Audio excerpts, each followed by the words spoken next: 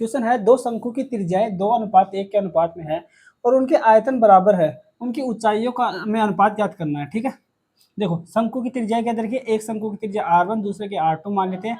इनका रेशियो अपने को 2:1 दे रखा है, यानी कि अपन त्रिज्या मान लेंगे 2x, r1 2x हो जाएगी, r2 हो जाएगी x। ठीक है, x गुणा कर देंगे तो ठीक है। अब आगे बोल रहा है कि इन दोनों जो शंकु है ना, जैसे ये शंकु अपन मान लेते हैं, जैसे ये शंकु है, ठीक है, ये एक शंकु और ये दूसरा शंकु है, ठीक है, और इसकी त्रिज्या पर मान लेते हैं r1 बराबर जो कि है 2x। ठीक है, और इसकी त्रिज्या पर मान लेते हैं r2 बराबर x।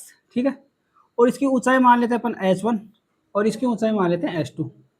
ठीक है, अब अपने को आगे क्या बोल रहा है कि इनके आयतन बराबर है, इन दोनों के आयतन बराबर, यानी कि इसका आयतन अगर v1 है तो इसका आयतन v2 माने तो ये दोनों बराबर है, बोल रखा है। और शंकु का आयतन का फॉर्मूला क्या होता है, वॉल्यूम बराबर होता है 1/3 पाई r स्क्वायर h होता है। ठीक है, यहाँ पर त्रिज्या r1 है तो 1/3 पाई r1 का स्क्वायर इंटू h1। ठीक है, ऊंचाई h1 है, बराबर हो जाएगा 1/3 पाई r2 का स्क्वायर इंटू h2। ठीक है, मान रख देंगे r1 बराबर 2x, r2 बराबर x।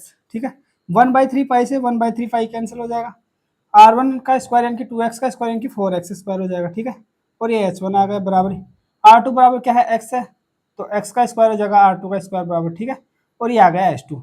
यहाँ से अपन h1 अपॉन h2, देखो x स्क्वायर से तो x स्क्वायर कट ही जाएगा, h1 अपॉन h2 ले लेंगे तो इधर तो क्या बच जाएगा, ऊपर तो 1 बच जाएगा, ये 4 नीचे चला जाएगा, यानी कि क्या है h1 रेशियो h2 बराबर क्या आएगा 1/4। ऑप्शन नंबर सी अपना आंसर हो जाएगा। ठीक है,